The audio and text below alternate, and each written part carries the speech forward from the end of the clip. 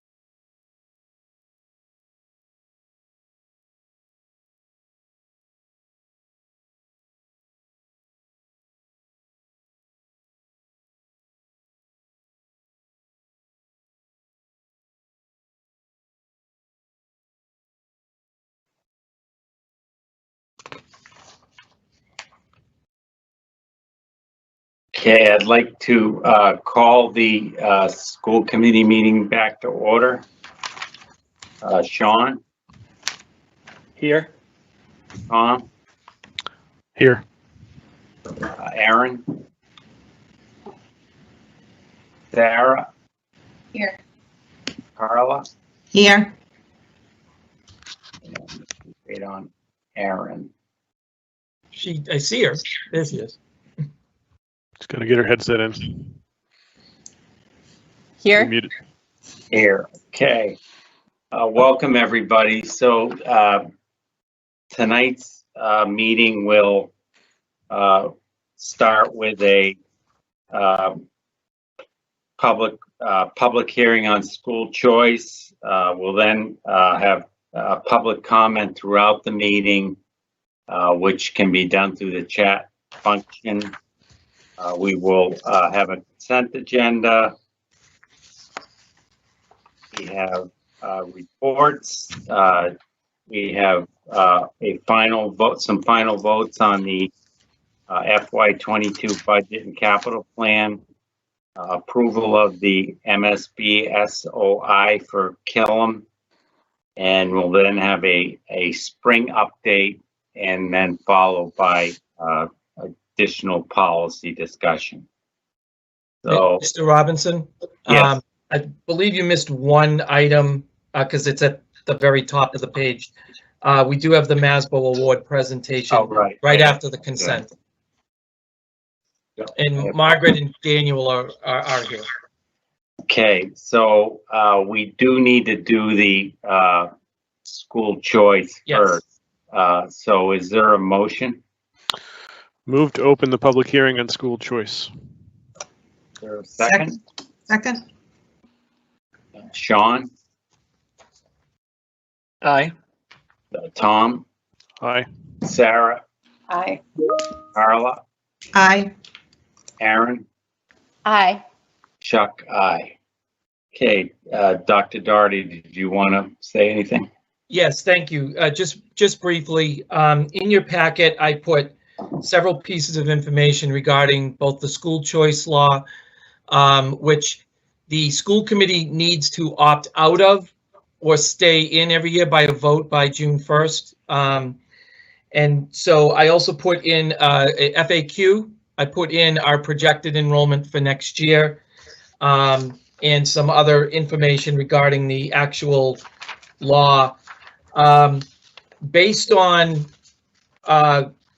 that we're now coming off of an uncertain year where we're expected our enrollment to go back up from this year, and we're already seeing that with our kindergarten enrollment, and some of our private school students are coming back who were out last year, and the fact that we do have some space constraints as evidenced by the fact that the school committee will be voting later on tonight on a statement of interest for Killam. I would recommend to the committee that they would opt out of the school choice program for this year.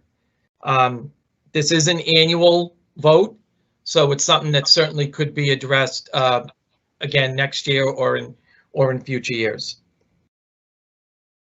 Okay, thank you. So I'll take a motion first and then any discussion.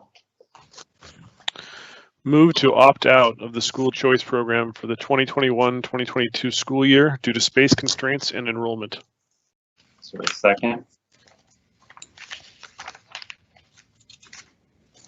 Second. Seconded by Aaron. Okay, any committee discussion?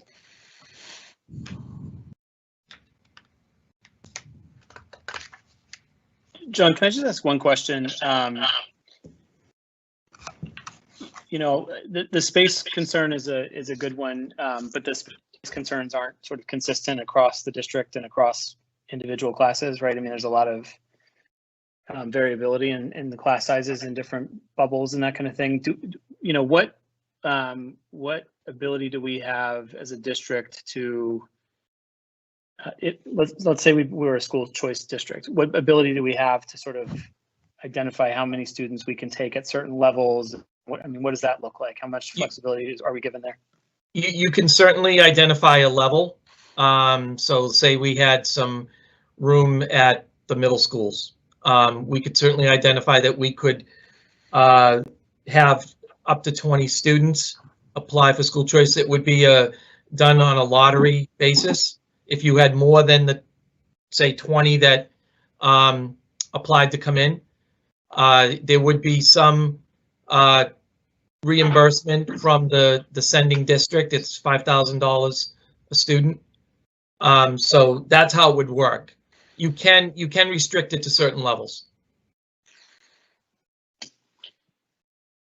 So, we haven't been a school choice district for a long time, and I don't anticipate that changing here tonight. I do think it's worth maybe a conversation ahead of next year's vote about whether on a limited capacity, it might actually make sense for us to revisit this and explore school choice on a limited basis. I think about, my own kids' kindergarten or my own kids' school where her classes are projected to have 15 students in each room next year.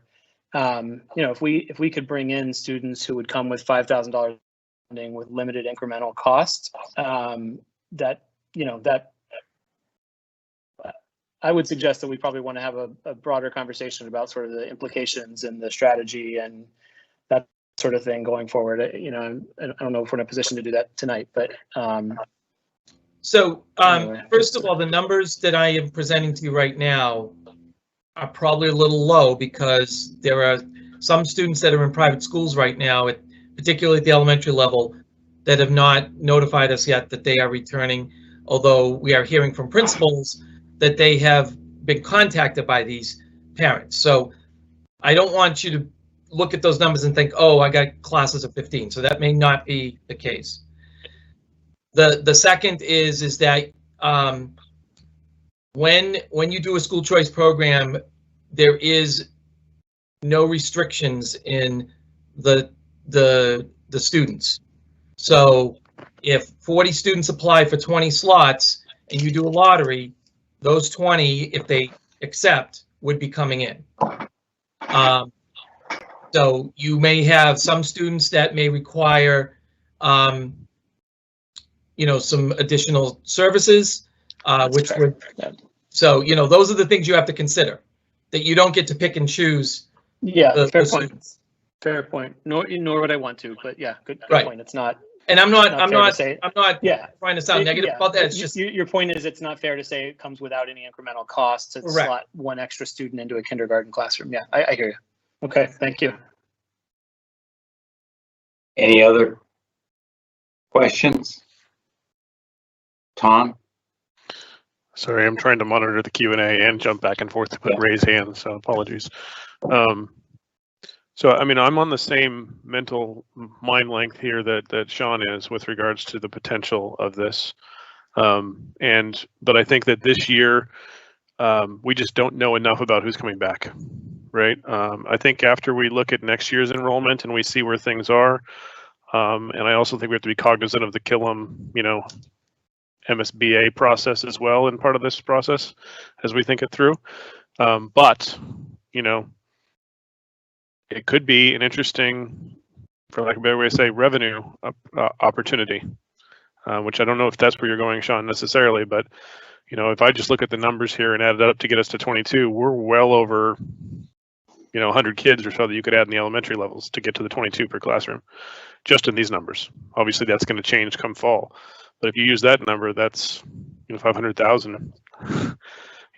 In revenue that potentially could be in there. It's not that simple. It's not that straightforward, but it is worth a conversation and something to consider as we go into strategy conversations for next year and whatnot. So I agree now is not the time, but it is something I'm curious about talking about too. And I think there's also an equity lens here to say we are a district that potentially can support some additional kids coming from other places. Okay. Anybody else? I haven't seen anything. There's one other thing that I would want to mention to you in this process is this money of the $5,000 goes to the general fund, not the school department budget. So everything would get split the normal split. That'd be something I'd want to talk about too. Definitely something I'd want to talk about too as part of that Sean process. wanted to know the pros and cons. So. Yeah. You're saying so it goes to the general town budget when you say that, right? It comes. Correct. Yeah. Correct. It's calculated in the cherry sheets that goes to the town. That'd be something We I'd have want to friends talk on about. FinCom. We can work through that.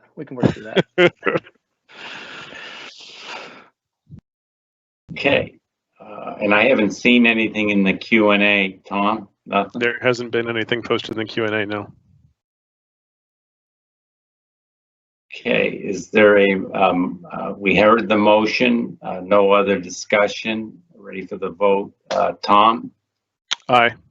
Sean, Aye. Aaron, Aye. Sarah, Aye. Carla, Aye. Chuck, aye. And now we'll need a motion to close the public hearing. Move to close the public hearing on school choice. Second. Sean, Aye. Tom, Aye. Aaron, Aye. Carla, Aye. and Sarah. Aye. Chuck, aye. Okay, we'll just do the consent. Is there a motion on the consent agenda? There is, but before I make it, and because I don't want to amend it, I have a small amendment to one of the minutes, actually a pretty important amendment to one of the minutes I sent in earlier today, but just so everybody else is on the same page. And my link won't go to it, so where is it? There it is. In section E, old business, the second reading of policy updates, the minutes read the approval of the second reading and a vote of the second reading. The vote did not happen at that point in time. So I'm proposing we strike that vote from the minutes because the vote then happened later on in the meeting and is properly captured when I adjusted the motion appropriately, which is at the very bottom of section E. So my suggestion is just remove that one sentence that says the roll call vote carried 6-0, or two sentences on all of our names appropriately from the minutes. And you can send that this. It's been sent already to We Samantha. already did. Okay, and that was which date, Tom? Minutes? This is the only date that we have, May which is 13th. our last one. Yeah, May 13th. So there is another change in that. We got an email from Jeffrey Corum, and we need to spell Bridget Parks' first name is misspelled. Those edits have already been made and updated. Okay. I'm just letting the committee know about because they didn't all get the email. So that change, and then change Gail to Mrs. Dowd. Is there any other comments? Okay, ready for the vote. Hold Tom, on, let me make the motion. Hold on. Move Tom. to approve the consent agenda as amended. Second. Tom, Aye. Sean, Aye. Aaron, Aye. Sarah, Aye. Carla, Aye. and Chuck, aye. Okay, now we'll move on to the MASBO award presentation. Dr. Doherty. Thank you. So we are honored this evening to have Margaret Driscoll and Daniel Sanderson, who have a very special presentation from the Massachusetts Association of School Business Officials. So I'm going to turn it over to both of you. Welcome. Yeah. Thank you so much. Thank you to the Reading School Committee and to Superintendent Doherty for your kind invitation to join you this evening. It was such a privilege at our 55th Annual Institute Educational Conference to present the prestigious John F. Conway Distinguished Service Award to Gail Dowd. And there she is on camera. Hi, Gail. The award recognizes the accomplishments of MASBO members relative to enhancing the effectiveness of a school district in addressing its educational mission. It was established in 2005 and comes with a $1,000 contribution to the district in honor of the recipient, as well as this beautiful plaque with your name on it. Ms. Dowd's nominee, Dr. Daugherty, highlighted Ms. Dowd's visionary leadership. She played a lead role in a successful $4.15 million override ballot question that was supported by the taxpayers in 2018, the first successful override in Reading in over 15 years. As a result of sound leadership and persistence, tenacious dedication, the override ballot question was supported by over 60% of the voters. In addition, she introduced fiscally innovative and creative efforts, including restructuring and reorganizing central office, improving procurement guidelines, and tightening fiscal practices to eliminate unnecessary spending. During the last few years, the savings from Ms. Dowd's efforts have been reinvested into other infrastructure projects and have provided much needed funding to strengthen learning and teaching in the Reading School District, which included updated technology, hardware, and infrastructure, job-embedded professional development that allows for continuous improvement in curriculum and instruction, well-maintained facilities conducive to learning, and a self-supporting food service program. Ms. Dowd has been part of a team that has developed a strong, trusting relationship with town officials and the community. Under her leadership, the budget process has been extremely transparent and outlines how each dollar is spent and why the resources are needed. But Ms. Dowd's contribution to the Reading Public Schools goes beyond her role as Chief Financial Officer. She is a critical part of the district leadership team and the central office leadership team, and has played a key role in many teaching and learning initiatives, including curriculum framework implementation, technology integration, early childhood education, and extended day programs. One of her most impactful contributions to the school district has been during this past year of the pandemic. She has led and overseen the entire operations sector of our response to the pandemic, including as a member of the townwide incident command team. Moreover, she is working closely with the Director of Nurses, Director of Student Services, and the Superintendent to implement a COVID-19 pool testing program for students and staff in the district. Ms. Dowd practices the highest moral and ethical values. She has earned a high level of trust with the community and with her colleagues. She is not afraid to give a critical analysis of a situation if it is in the best interest of students and the mission of the Reading Public Schools. Her long-term vision for continuous improvement, her congenial personality, strong communication skills, exemplary analytical knowledge, and leadership skills are all key qualities that make her worthy of this recognition.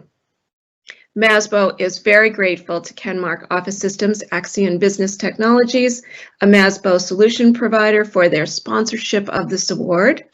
And Ms. Dowd, congratulations. We are thrilled for you. There is no more deserving individual.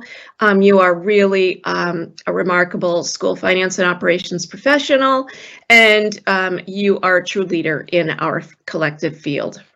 So with that, congratulations. This is where I get emotional because it's so exciting and it's such hard work, incredible hard work. And I will happily turn the presentation over to Dan Sanderson, Vice President of Axion, to say a few words. Thank you, Ms. Driscoll.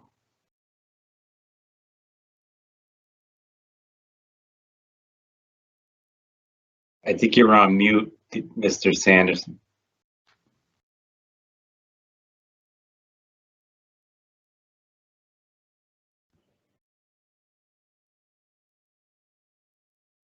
Unmute control. There you go. Now we can hear you. Can you hear me now? Yep. Yes. Great, thank you. Yeah, it's a real honor to be here tonight. Thank you to Superintendent Daugherty, the Reading School Committee, Margaret Driscoll, and all the good people at MASBO, Jeff Tran for getting me connected. Can you hear me okay? Yep. And of course, Gail Dowd.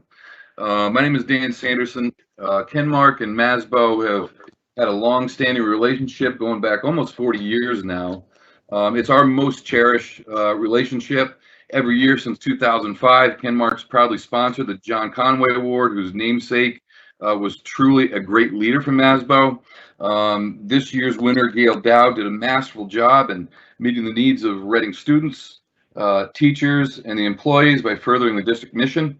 It's our pleasure to sponsor the John Conway Distinguished Service Award and recognize Gail Dowd from the Reading School District. Gail, congratulations. Thank you, Mr. Sanderson. Thank you. So I'll start it off. Thank you, Gail, and congratulations. You know how I feel about you. You know, I can just say that. You know, I look at a CFO in the private sector, and they understand the business, and you know, I equate that to what you do here. You understand, you know, our mission and our vision, and really equate that to the numbers aspect of it in a very thoughtful and responsible way. So you know how valuable we feel you are, and just congratulations. I can anyone else from the committee?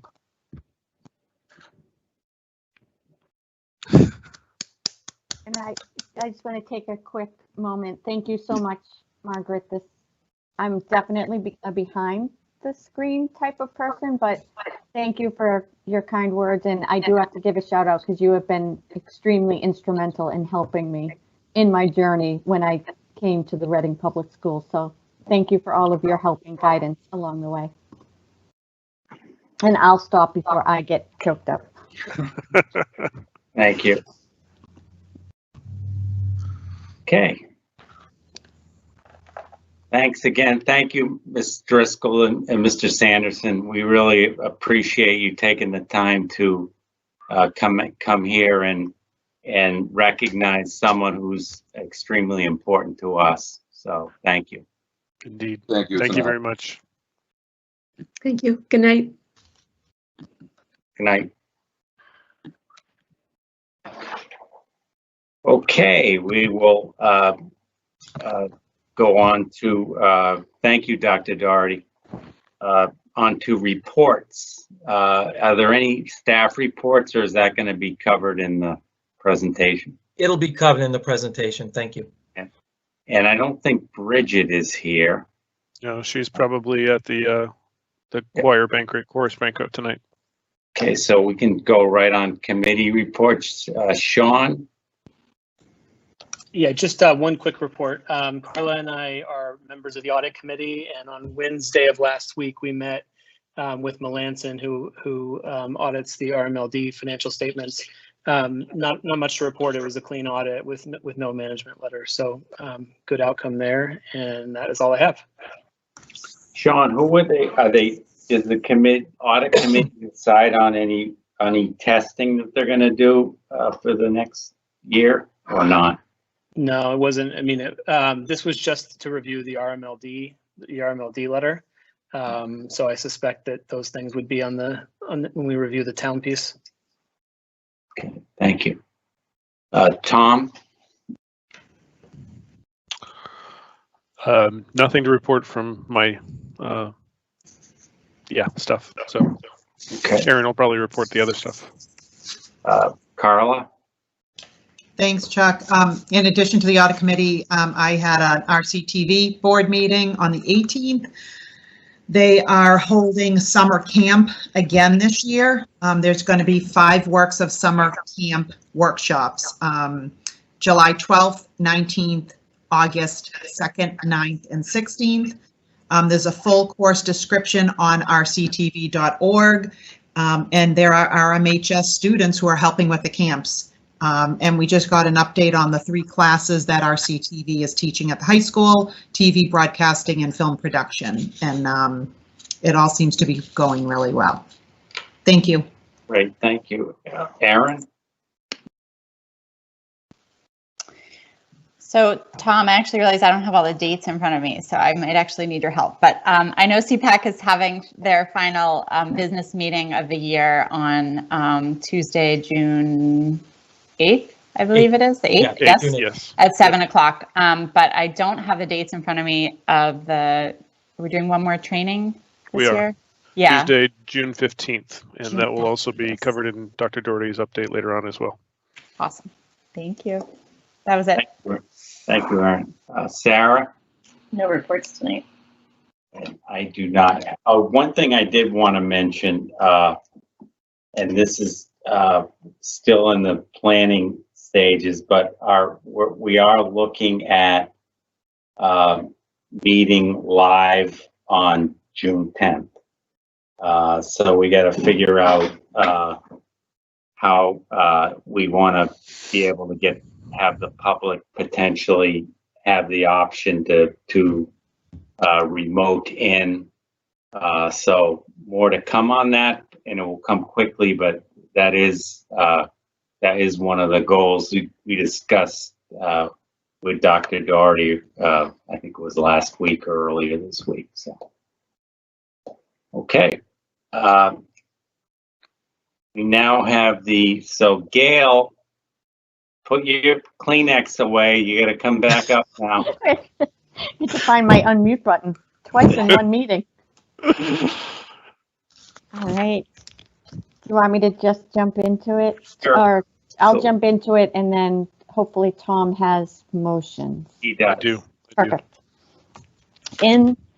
So typically at this time of year, what we come back to the committee with is the final budget numbers for both a capital and an operating budget standpoint to get the final approvals. The reason we do this is in case there were any changes from when the school committee approved it in January, because from there it goes to the town manager, to finance committee, to town meeting. So in the packet, we do have the final capital budget as well as the final operating budget. And as we all remember from the 5 nights of town meeting, there actually were no changes to the capital plan or the operating budget from what was presented in January. So very simple memos in here. And what I would ask the committee to do is approve the capital plan. And for the school committee budget, we do need to have each individual cost center approved, because what we approved in January was a total dollar figure, not the individual cost centers. And then going forward, any changes between the cost centers, we would come back and have the school committee authorize us to make any such transfers. Thank you. So we'll have a motion and then open it up for questions. Sure, there's 2, but I'll just start with the capital and work our way through from there, Chuck. Okay. Move to approve the FY22 school capital plan of $865,000. So a second. Second. Okay, is there any questions for Stout? Okay. Oh, Carla? Yeah, Carla? Gail, can I just ask what, can you just describe like high level, the wiring project, please? Yes.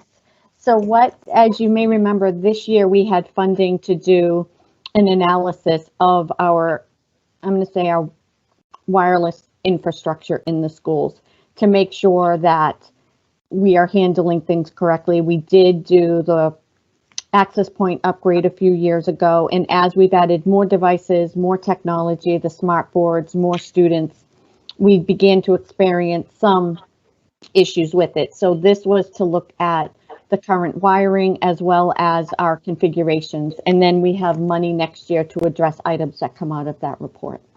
Great, thanks. You're welcome. Thank you. Okay, seeing no other discussion, we'll vote on this motion. Tom? Aye. Carla? Aye. Sarah? Hi. Karen? Aye. Sean? Aye. And Chuck, aye. Okay. Did you want to? Motion number 2. Move to approve the FY22 school department budget of $49,695,998 to be broken down by cost center as follows. Regular day, $28,395,443.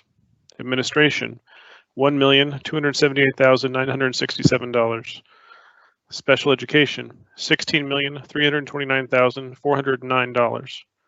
School facilities, $1,578,204. District-wide programs, $2,113,975 for a total of $49,695,998. Is there a second? Second. Second. Is there any discussion? Okay, seeing none. Sarah, Aye. Aaron, Aye. Carla, Aye. Tom, Aye. Sean, Aye. Chuck, aye. Thank you, Gail. Great, thank you.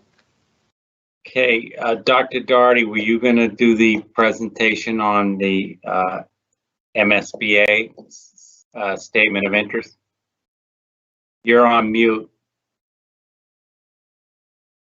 Someone muted me. Background noise.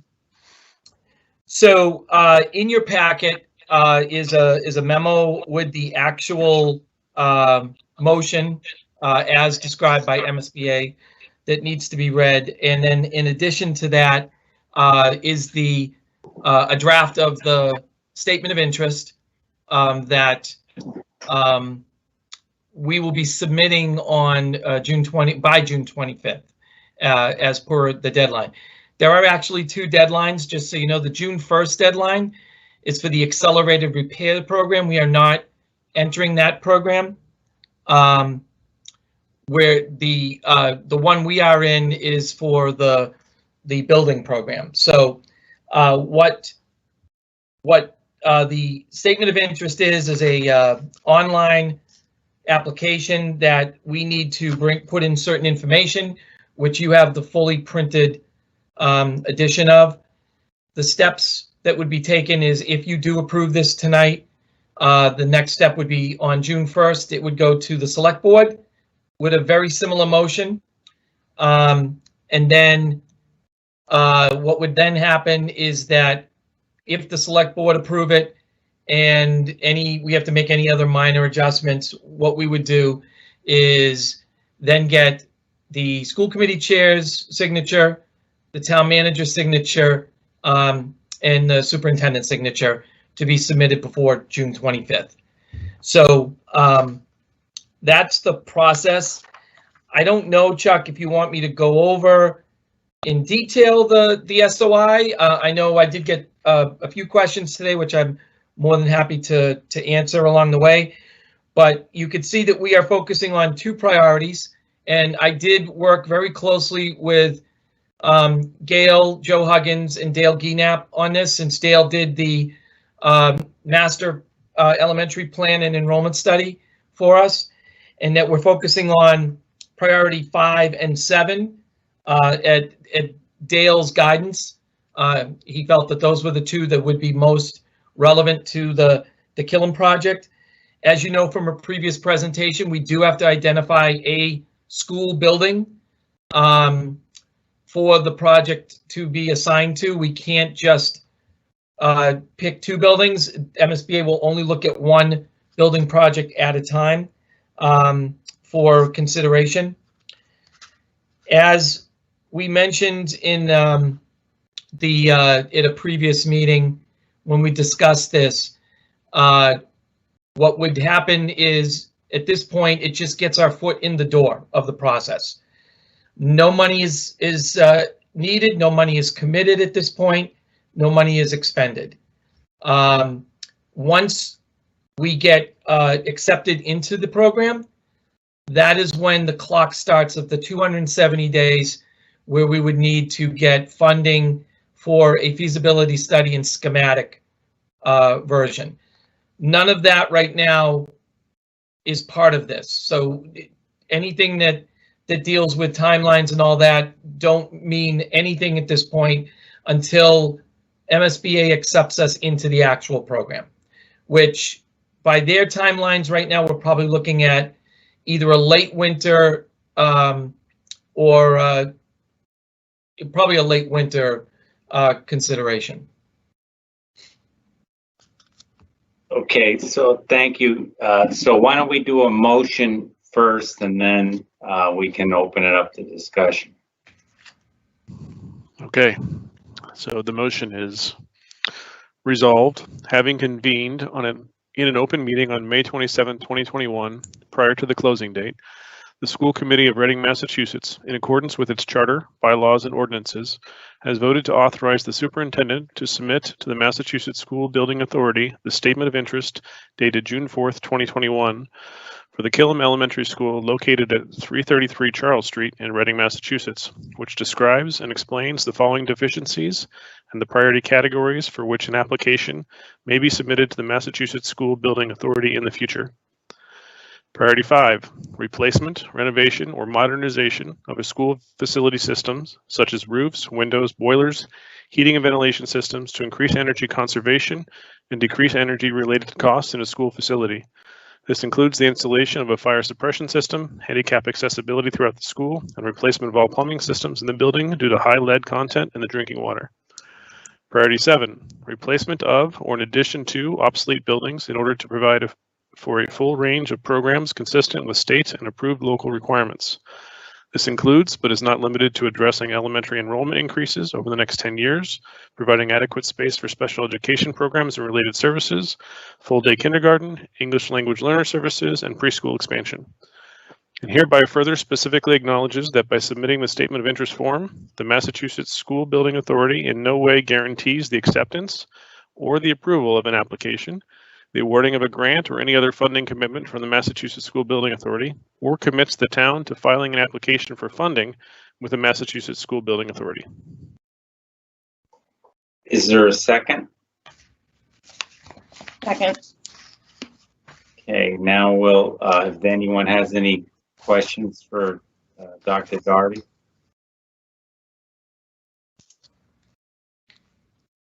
Tom? Okay, so I have quite a few different ones, John, as I was going through this, or Dr. Doherty. Yep.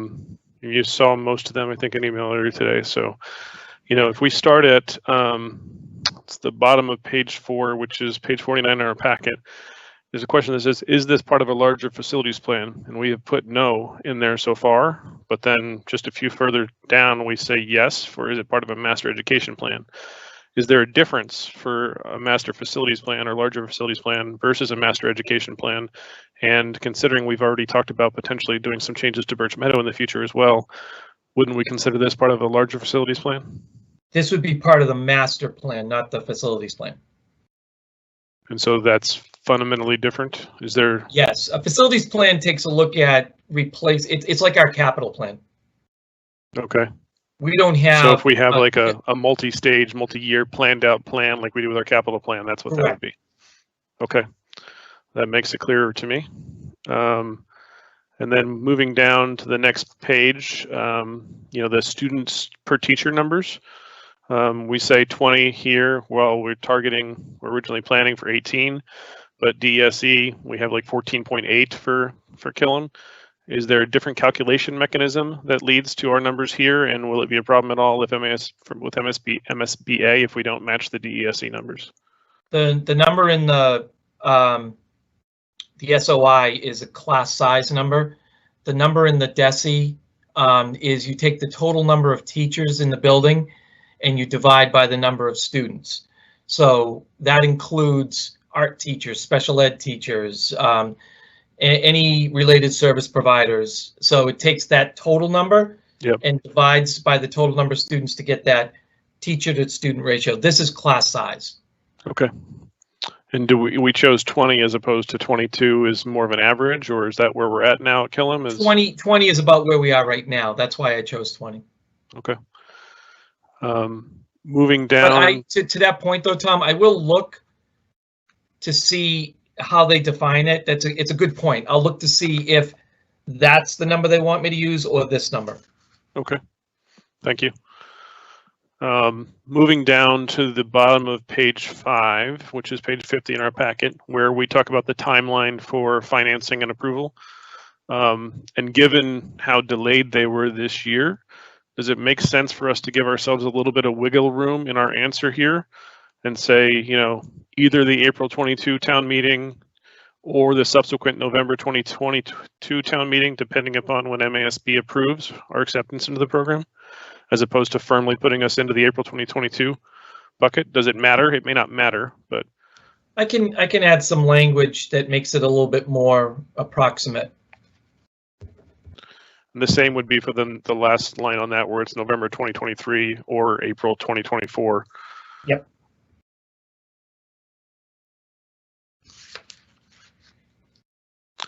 And then moving down, priority 5, question 2 at the top of page 11.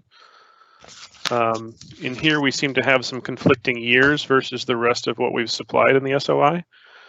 We put new roof in 2016, modernized fire alarm in 2017, new boiler in 2001, which is fine, and then univentilator replacements in 2016. Throughout the rest of the SOI, we're saying the roof was 2010, the fire alarm panel was 2010, and the univentilator were 2010. So I'm wondering if we make sure that we need to make sure those are in sync across the rest of the SOI. Yeah, I will check those dates. I did check the roof. It's 2014. I just checked with Joe Huggins. Okay. But I'll check those other dates. Okay. And those then earlier than the other portions of the document where it said 2010 for the roof will need to be updated appropriately on. Yep. And then this is more of a question just for my understanding. You use the term high D a lot in the document. What does that mean? So the high D is an actual term for the Killam spaces that are adjacent to the library. They look a little bit similar to the middle of the library that go down a custom stairs. There's 2 additional areas, one on each side of the library through the double doors of each space. It's like an open space concept. So they are actually called high D. Oh, thank you. Chuck, that's the end of my questions. John, Okay, thank you so much. Thank you, Tom. Anyone else?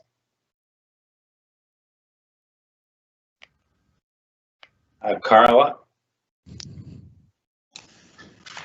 Thanks, Chuck. I just have a couple of questions. I'm assuming on, so I am on page 45 of the packet. I guess it's the first, it's the cover page. Okay. Priority 5 and priority 7. I'm assuming that there are other priorities as well, but they're just not listed here.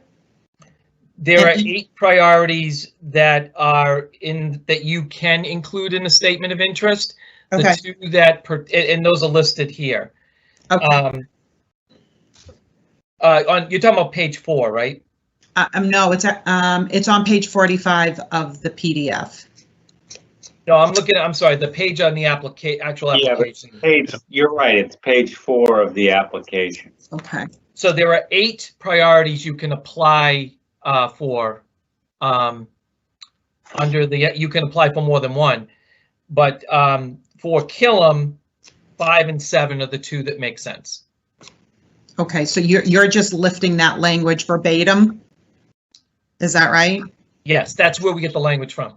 Okay, my concern, my only question was under priority 5, the second line, when it says to increase energy conservation and decrease energy related costs, that to me seems inherent from having a new building, right? But it's not the priority to for the building, so to speak. Right. So understand that right now, the SOI is not to build a new building. The SOI is to do something to Killam. It could mean replace the building. That's what the next step would be. The feasibility study and the schematic could come out of that. When we did the master plan, that's what GNAP's study showed, is that that would be the best option. But MSBA needs to also accept that. So right now, the only thing this is doing is getting us into the process for Killam. Right. It could mean replacing Killam or doing a full renovation addition of Killam. But that would be the next step of the process. Yeah, Carla, that's the menu of priorities that you get to choose from, and what we need to do falls best in 5 and 7, right? Isn't that right? Basically what you're saying? Yeah. Yes. That's correct. As long as it's their language, I'm good with it. It is their language. Yes. Yeah. Okay, that was my question. If it was just language we lifted because it's what we had to choose, I'm fine with that. So thank you. If you look at page 4, Carla, those 8 are right from the application. I did not put those in. Yep, sure. Thank you. Anybody else? Okay, we're ready to vote on the motion. Tom, Aye. Carla, Aye. Sean, Aye. Aaron, Aye. Sarah, Aye. Chuck, aye. Thank you, John. I know that was a lot of work, so. Oh, it was a team effort. And I want to thank Joe, Gail, and Dale for all their help and support on that. Yes, thank you to them as well. Indeed. Okay, so now we're on to the spring update. Okay. I'm gonna go on mute here.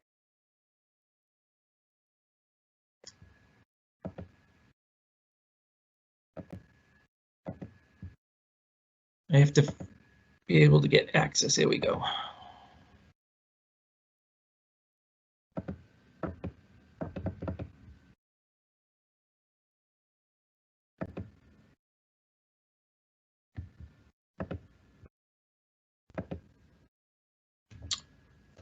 So I'm trying to pick different designs to keep things light here. We are soaring towards the finish of our school year. And I want to start by going through the spring update piece. As always, the health and safety, our cases over the last 2 weeks have been decreasing significantly, although we did have a positive case today, and that is not reflected here. I found out afterwards. But our numbers are going down, which obviously is a good sign. So this week we had 1 positive case at the high school, no close contacts, 1 positive case at Coolidge, 6 students quarantined.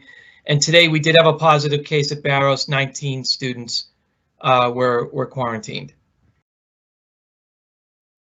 When you look at the totals, they've increased slightly since the last time we met, but nothing significant from 2 weeks ago.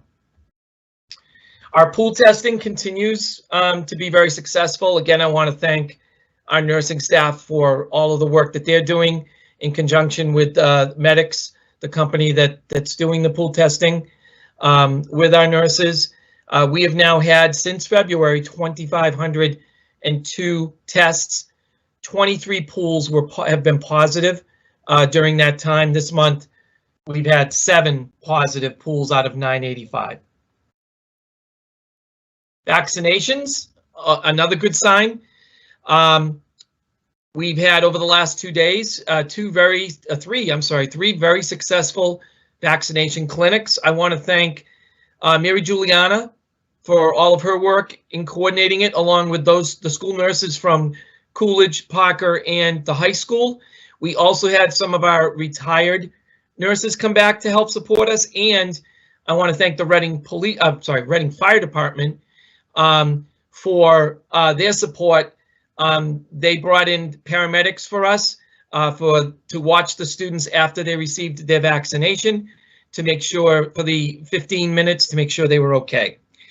We've had 184 students vaccinated over the 2 days, 54 at the high school, and that number is low because we have had close to 600 students now have been vaccinated at the high school, 130 at Coolidge and Parker. And I know that several families are getting their children vaccinated on their own as well. So the opportunity to have the clinic, we had that opportunity, so we wanted to make sure that families had that choice if they wanted to use it. We are also going to be doing prom pool testing next week prior to the prom for those that are not fully vaccinated. That is going to be one of the requirements for students prior to going to prom. Some other updates? John, I just had a question on that. I had heard that there were some people heckling people that were getting vaccinated. Is that correct? Or So yesterday at the high school, that is correct. We did have a person who was standing outside the field house that was, I guess heckling is a good word, explaining to students and families that they should not be getting the vaccine. We were notified, we went down there, police officer went down there, and we did escort the person off of school property. well, I just wanted to say thank you to those that got that back under control. So that's just wrong, you know. So thank you. So some other updates. First of all, tomorrow, May 28th, is our last professional development day of the year. This was a very collaborative effort to put all of this together. Remember that Birch Meadow will be having a Friday session of school because we used this day in October when they were transitioning into the modular classrooms. So at the elementary level, our pre-K are going to be working on the pre-K screener. Kelly Boswick will be leading that. We do have Foundations refresher going on for K-2 and Histories Mysteries as part of the social studies curriculum training going on for grades 3 and 5. Middle level will be doing a variety of different work. Middle school will be doing a variety of different work led by principals Shanklin and Marchant. The high school is going to be having 504 training with Attorney Joyce.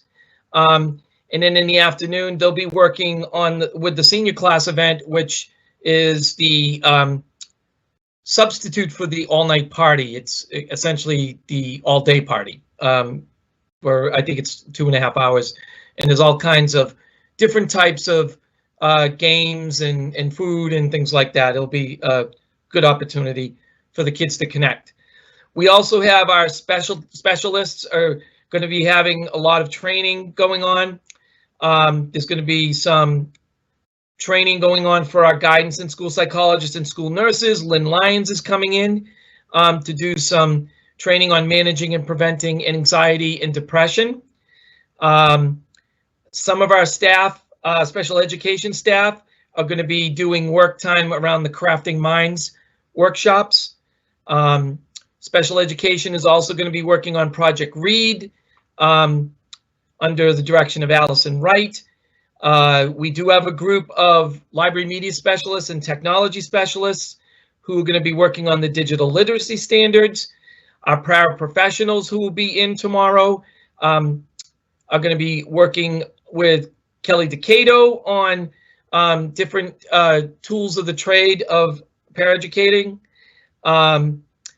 And I already mentioned Lynn Lyons. We do have MTSS training with Michael McSheeny. Our art and music are going to be doing 504 training as well. We do have some staff continuing their work in the Leading with Equity course.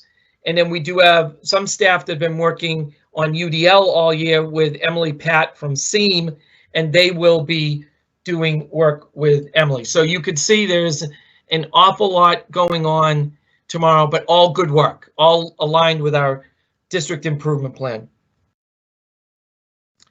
I do want to put a special congratulations to the Rise Preschool. I did put this in my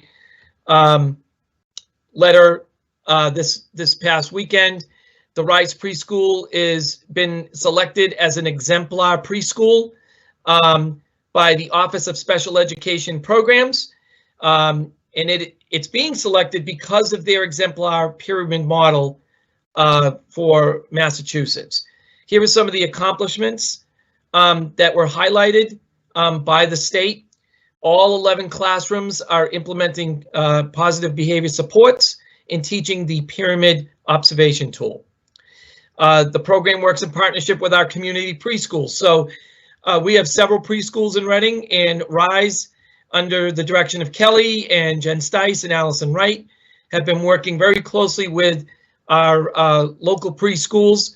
All of these students eventually end up in the Reading Public Schools for the most part, and so we want to make sure that there's consistency among all our preschools. In addition, even though there are COVID restrictions going on, we've had social emotional behavior supports with social emotional direct lessons being taught the entire year. The RISE leadership team continues to review data and program goals. Data is a significant part of the RISE program to help address student needs. And finally, there is, as you know, for those of you that have been through the program, there is a significant amount of family engagement that goes on between staff and families. So congratulations to the RISE preschool.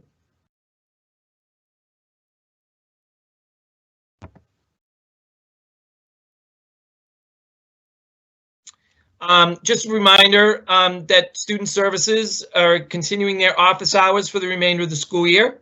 They're listed here. There is a doodle poll that has been sent out, and certainly we'll resend it out again for people to sign up for those office hours with Dr. Stice and Allison Wright.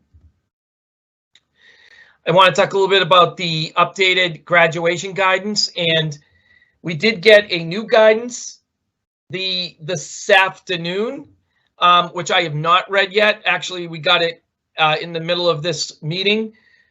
So I'll take a look at it to make sure none of this has changed. I hope it hasn't.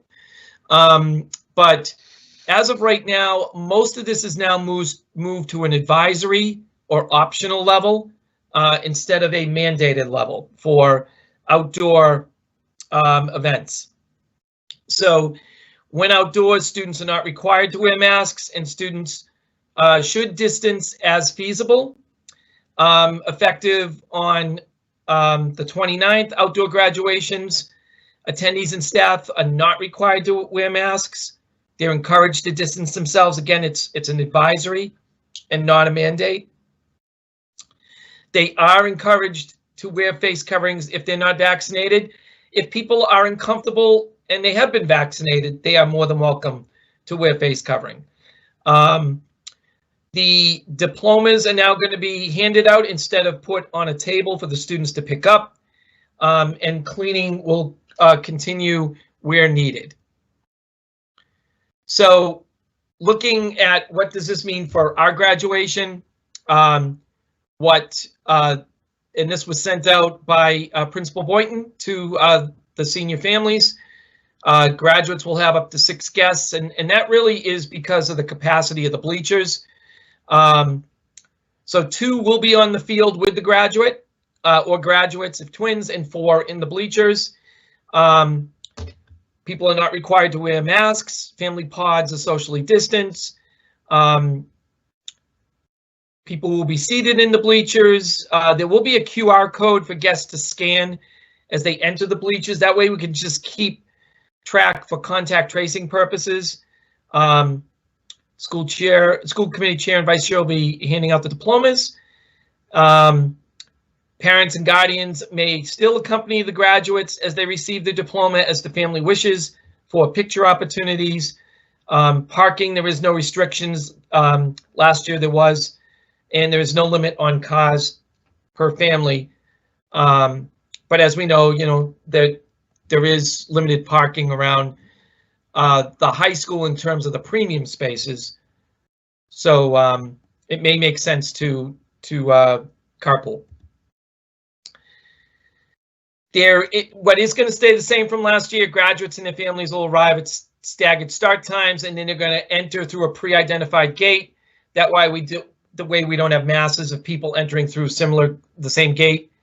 There is not going to be a processional or recessional for that reason.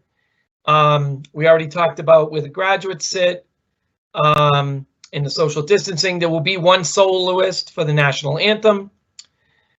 There will be face mask and hand sanitizer available, and the restrooms will be available in the field house. And if people need special accommodations or specialized parking, just please let us know.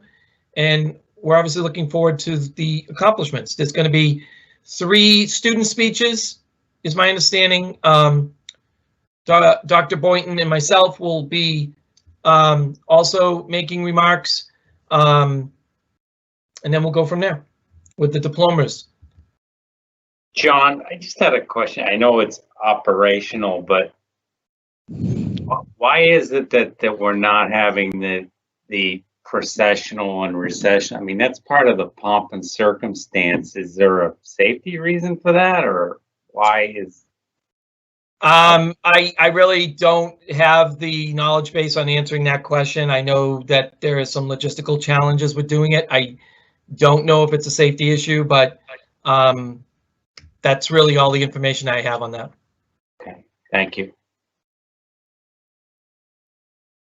So, as was mentioned in the CPAC report, there is going to be a workshop. This is the second workshop in a series of reading trainings, community reading trainings. It's the Reading Public Schools staff along with the CPAC. And this one is going to be understanding the process of assessing for reading disabilities. Skilled reading, fluent execution, and coordination to support all readers in Reading. And in this session, which will be on Tuesday, June 15th at 7 p.m., and we will be sending this out this weekend as well. And I know the building principals will be sending out. The topic is going to be, as I mentioned, understanding the process of assessing for reading disabilities. It includes understanding the referral process, understanding reading assessments for specific constructs, using reading assessment data to drive instruction and progress monitoring, and the Crafting Minds Special Education Graphic Organizer. As I mentioned earlier, we do have several teachers attending that training. Shayna Goldwyn, Renee Lamaro, and Ariana Musselman, all Reading Public School staff, will be the presenters. And then in the future, most likely in the fall, the next topic in session 3 is what programs are going to be used to teach the components of reading and why. So more to come on that. Obviously, there's been a lot of work going on behind the scenes with the CPAC reading subcommittee, Dr. Stice, Allison Wright. And this is very consistent with the goals that we have in the district improvement plan. Some other things, due to all of the stops and starts and logistical challenges that have been going on this year, we are not going to have any spring open house events at the elementary or middle school level. Those have been canceled for this year. The CPAC has, and I sent this out last week and I will do it again this week, the CPAC has a survey on future topics for CPAC meetings and workshops. The deadline for that is June 4th. I know that we've already received over 100 responses on this. So if you have not done the survey, please do so. And I did mention Special Olympics last time, but there's been a change in the time. It is still June 11th, and it will be from 10 a.m. to 11:30. Oh, that's a.m., not p.m. That would be a long day. And the 10 a.m. is when the opening ceremonies. 11:30 a.m. would be when the awards are, and it is at the high school Turf 1 and track. I do want to just highlight a couple of things. We always try to highlight different collaborative efforts that are going on, and this one is with food service, health services, and wellness. So one of the things that our food service, school nutrition department led by Danielle Collins and health services led by Mary Juliana have been working on this year is making sure that all of our students, that may have allergies, that we keep a close eye on the food ingredients. And, you're probably asking, why is that different this year? Due to the inconsistencies of food delivery, and going food shopping at grocery stores, how certain products are there one week and they aren't there the other week. Well, our food services department has been experiencing the same thing, and sometimes substitutes are made without letting the food service department know by the distribution company. So the health services and the school nutrition department have been working very collaboratively to make sure that if there are any changes in deliveries of food, that everyone is aware what those ingredients are, to avoid any allergic reactions that may occur because we weren't aware. So it's a little subtle thing, but a very important thing that's been going on behind the scenes. In addition, and this is something that the school committee will be addressing in the fall, Mary, Danielle, and Tom Zaya have been participating in a wellness study class at Framingham State online. But what the majority of the work is taking a look at the wellness policy, which is an actual school committee policy, which was last revised in 2015. And what is it that can be done to update it? And so they will be coming to a future school committee in the fall for first and second readings of that policy.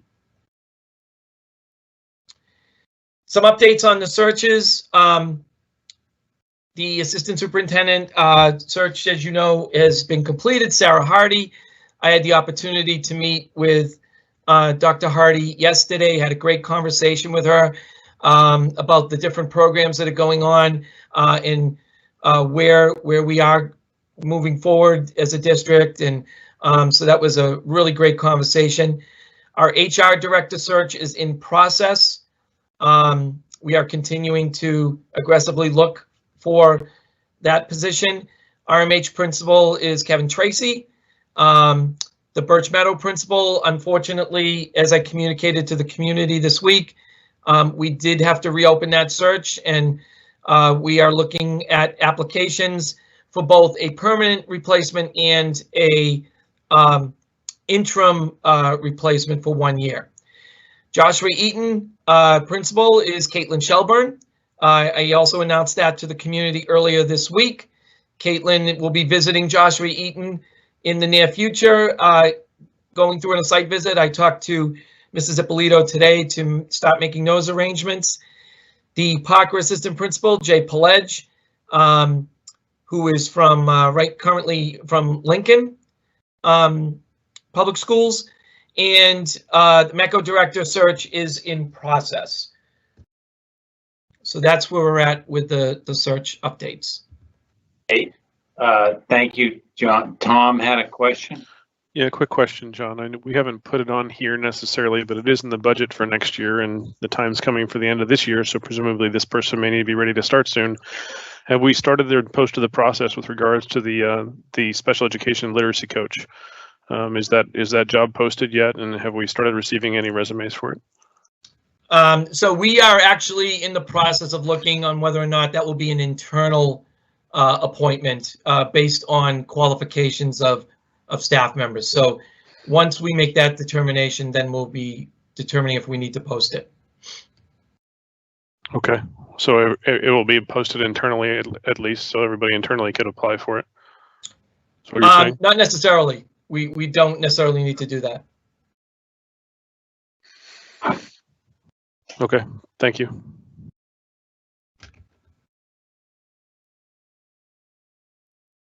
Okay, go ahead, John.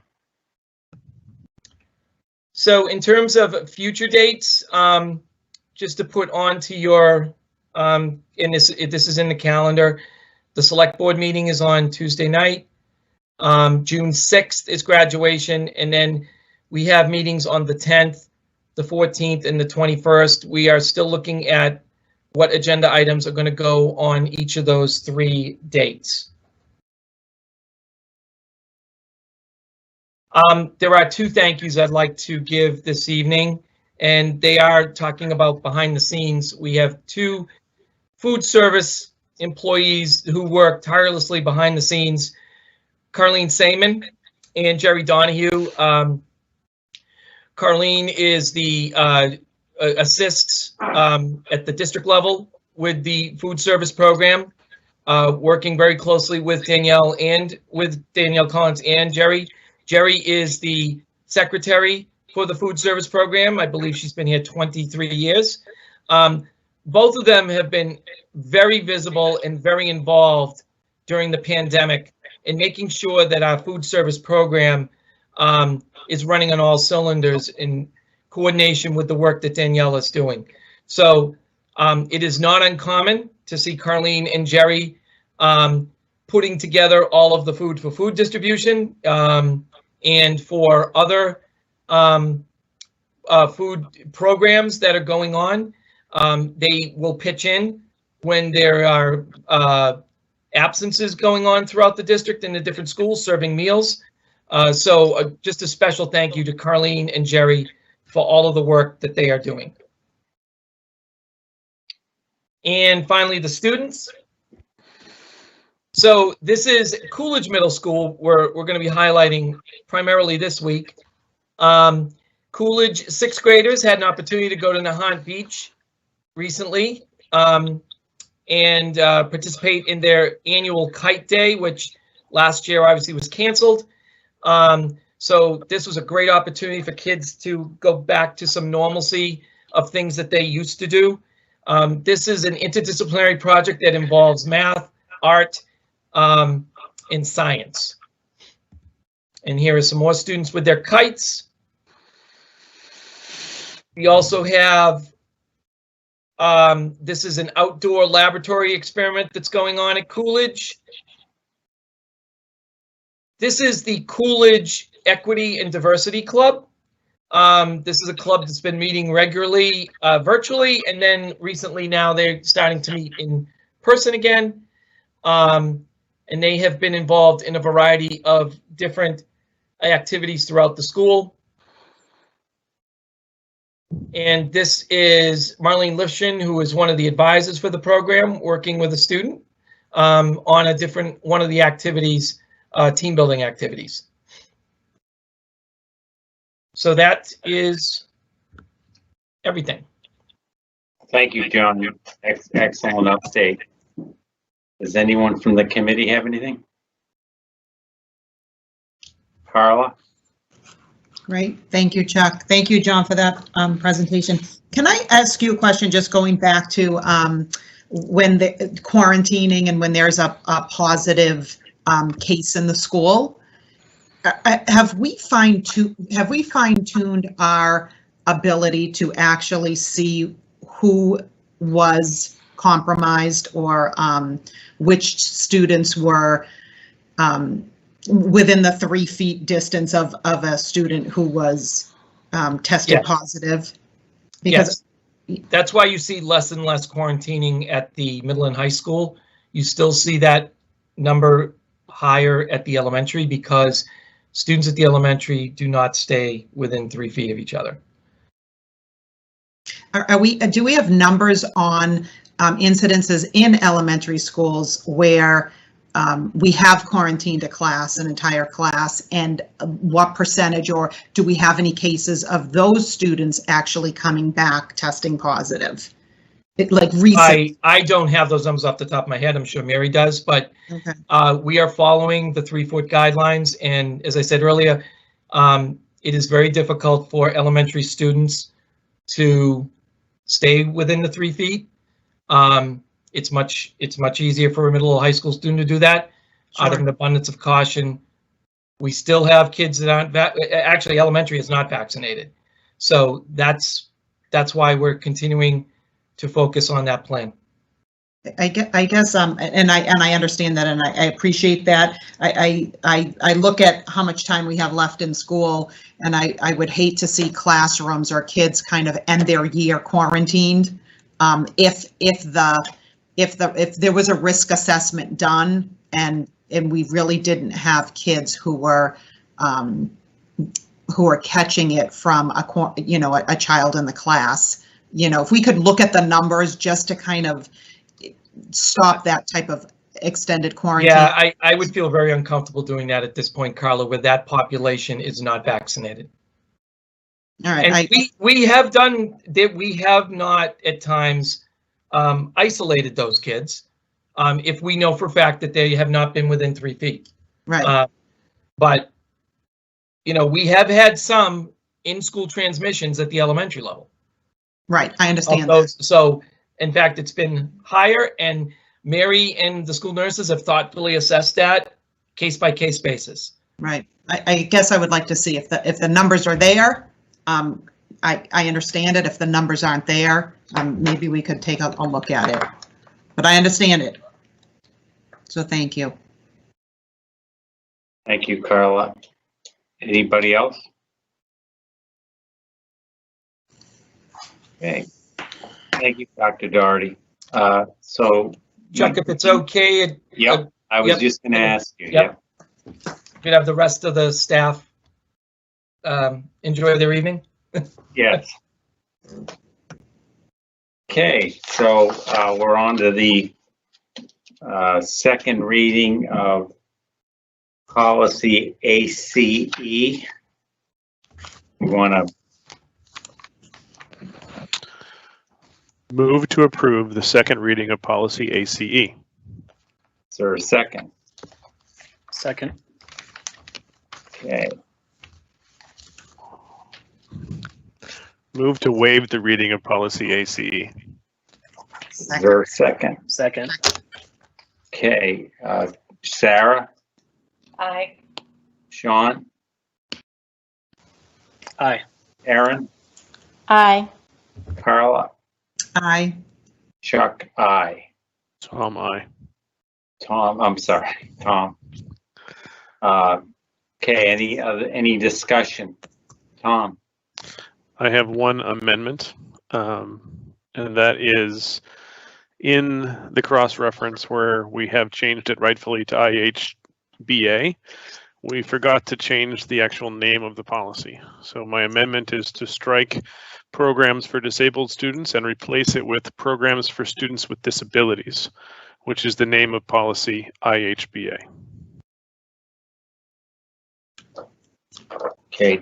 John, did you see in the chat, is that something that we have that we can post on the screen, the policy? I can share if you want me Yeah, to. I could share the packet, I think. Yep.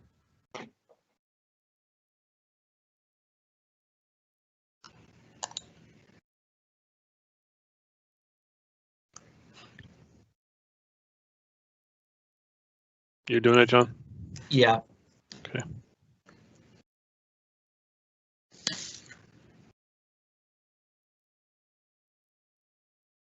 It's just now with Teams, it's not as user-friendly. Carla, did you have something? Yes, thank you.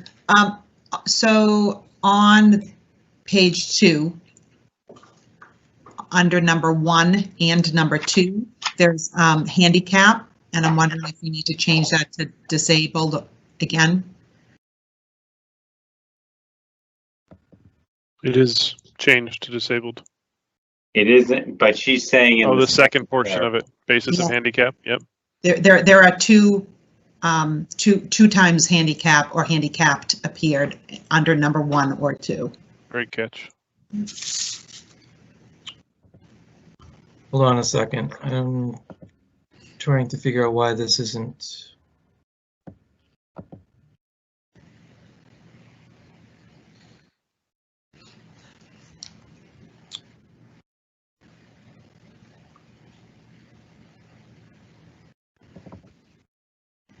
So the first one, Carla, would be disability in number 1, and the second one would be disabled.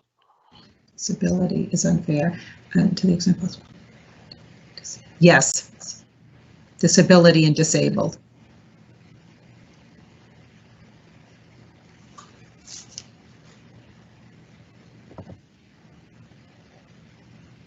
John, I can do it if you want me to. Can you see it?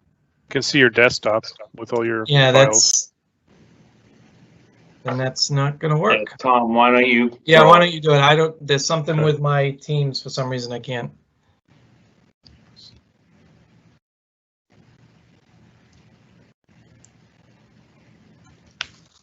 Everybody got that? Yes. So this is what Carla was talking about, the first one.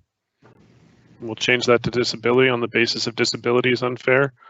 And to the extent possible, qualified handicapped persons would become qualified disabled persons. Right. Thank you. Okay, and then for mine, it was down here.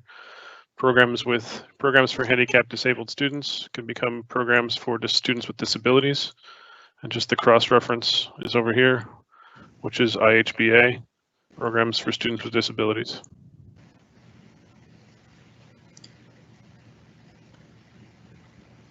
Tom, Yes. Scott is saying if you press F11, you'll put Word into full screen mode. So people will be able to see it clearly. It's not Word, it's The PDF. PDF. Well, or Adobe, he said. Yeah. I can zoom it too if you want to see it. Are you not able to see it? Is everybody able to see it or no? That's better. Yeah. Okay. Anybody else? So I guess, Chuck, just to follow our protocol from before, we'll make formal motions to amend as we've discussed. And then we can vote on those and then vote from there. Is that what you want to do? Or you want to just, since there's no dissent, just accept the Yeah, amendments? go to a friendly amendment. Okay.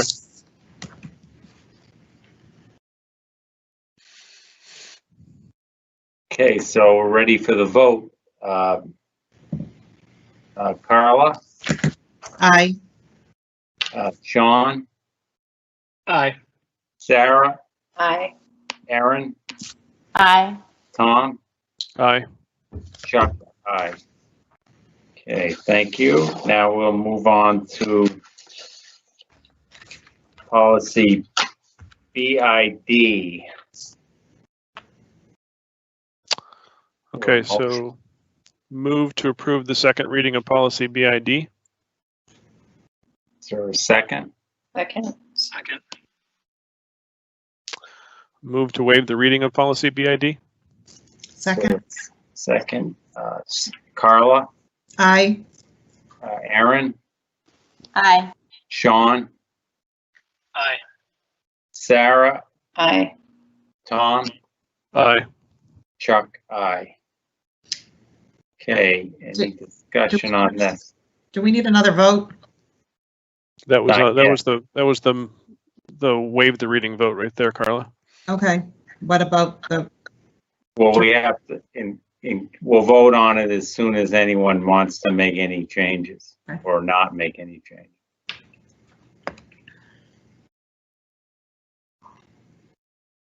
Don't see anything. Okay, we're ready for the vote. Aaron, Aye. Sarah, Aye. Carla, aye? Sean, Aye. Tom, Aye. and Chuck, aye. Okay, now we're on to BIBA. BIBA. BIBA. Move to approve the second reading of policy BIBA. Is there a second? Second. Move to waive the reading of policy BIBA. Is there a second? Second. Sean, Aye. Carla, Aye. Aaron, Aye. Sarah, Aye. Tom, Aye. Chuck, aye. Okay. Any comments?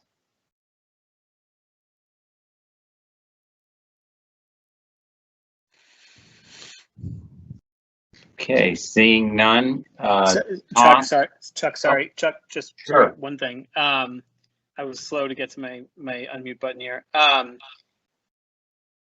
The original version of paragraph 1 here said that the school committee secretary is responsible for maintaining this, and we've replaced that with the school committee shall be made aware of. Who is this policy binding on? Who's this intended to be binding on to make us aware of conferences, et cetera?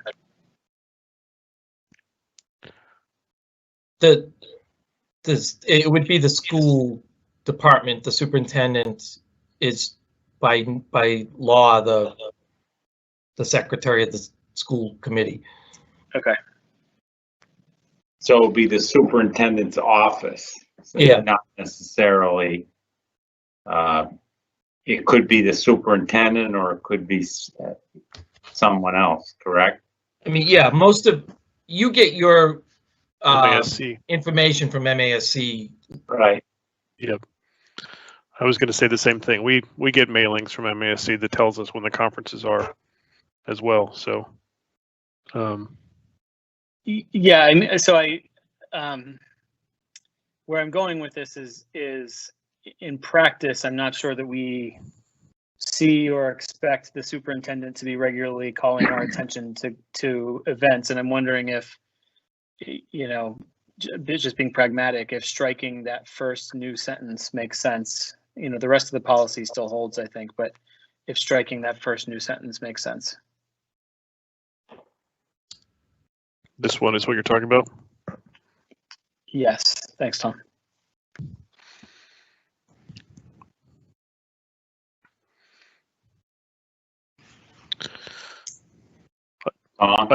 I was going to say I can go either way. I think it's kind of immaterial either way. I mean, we are made aware, and yeah, technically, I think the superintendent's office could also make us aware in addition to our normal mailings.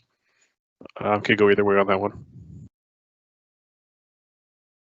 Carla? When I read it, I took it as anybody could make us aware, so we could make each other aware of it as well.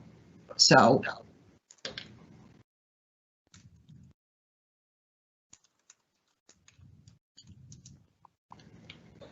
Yeah, but I mean, I like Sean's idea of taking that out because it, you know, when you get the word shall in there, that kind of, you know, puts it on somebody that has a responsibility to make us aware. So, you know, I don't think that sentence should be in there because of that. It doesn't actually say who should make the school committee aware, so that's why I'm fine with it. Yeah. You know.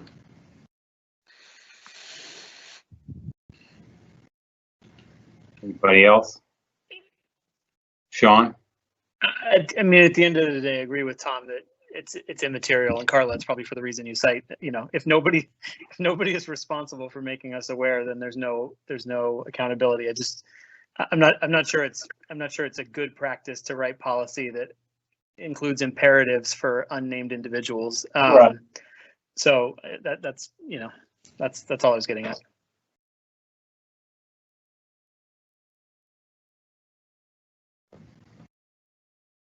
Anybody else? Considering we're so on the fence about this, do we want to make an official motion, or do you want to officially withdraw it, Sean, or what do you think? I mean, sure, it'll take us 30 seconds. I'll move to amend this policy by removing the sentence that you've highlighted, Tom. Second. I seconded. Okay, let's vote on the amendment unless there's any other comments on it. Tom? Aye. Sean? Aye. Carla? Aye. Aaron? Aye. Sarah? Aye. Chuck? Aye. Okay, any other changes to the policy? Okay, seeing none, we'll vote on the second reading. Tom? Aye. Sean? Aye. Carla? Aye. Aaron? Aye. Sarah? Aye. Chuck? Aye. Okay, now we're on policy DKC. Move to approve the second reading of policy DKC. Aye. Second. I mean, second, sorry. Move to waive the reading of policy DKC. Second. Second. Okay, Sean, Aye. Carla, Aye. Aaron, Aye. Sarah, Aye. Together. Aye. Did we? Tom, Aye. Chuck, aye. Okay. Any changes, comments?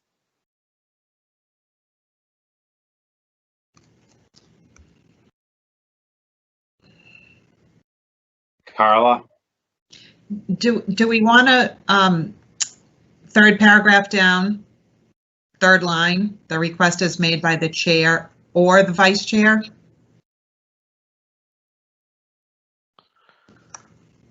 So this section here.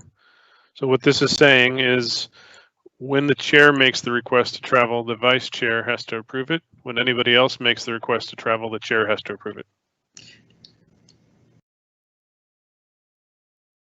Yeah, I mean, I think that's worded correctly now. Okay.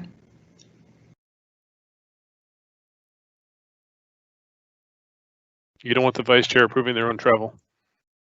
Okay.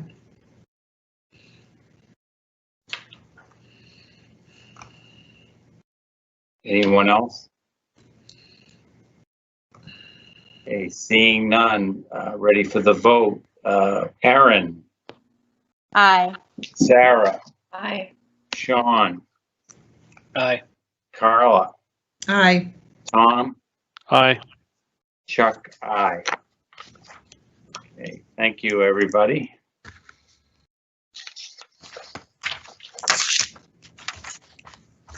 Okay, so that concludes the agenda. As Dr. Doherty mentioned, we meet on Tuesday with the Board of Selectmen. What was the approximate time of that, John, again? I can't, is it 8:15? Oh, I'll have to look. I want to It's say 8 about o'clock. Oh, is it? I wanted to say 7:40, but maybe that's post or something. Okay, so we'll send a text out to everybody so that when we come The on. packet was sent out tonight. Yeah, the agenda was sent out yesterday, and the section that we start on is 8 o'clock. There's a few other items. Did that There's go quite a out few other items before here? that. Did you get it as liaison? Got it out of town notification email system. Nothing as liaison. Okay. That's another. I can send it out to everyone. Carla? Can I just highlight for people, Dr. Doherty did explain it tonight, but it looks like we added 2 new meetings. So it just doesn't sneak by us, right? It looks like we added the meeting. We changed one and added another, Carla. Right. So the June 14th meeting we added. Correct. The 21st is from the 17th. So We the moved the 17th to the 21st. Okay, so there's no 17th. Okay, great. Thank you. Tom? I guess I'll just, John put it in his update, but I'm gonna ask officially that we as a committee support it as well and put it on our Facebook, which is the training on the 15th. When that flyer comes out, that we as a committee put that out there as well and publicize it. Okay. Thank you, Tom. And the social media. Coordinators are Sean and Aaron. No, not Sean and Sean. Carla for the next 4 days. Yeah. Then it'll be Aaron and I. Okay. And get ready, Sarah. Your turn's coming. Can't All wait. right. Thank you, Dr. Doherty. Good You're meeting. welcome. Thank you, everybody. Is there a motion to adjourn? Motion to adjourn for the evening. Second. Carla, Aye. Tom, Aye. Aaron, Aye. Sarah, Aye. Sean, Aye. Chuck, aye. Have a good trip, Sean. Thank you. Good night, everyone. Good night, Good night. everybody. Aye.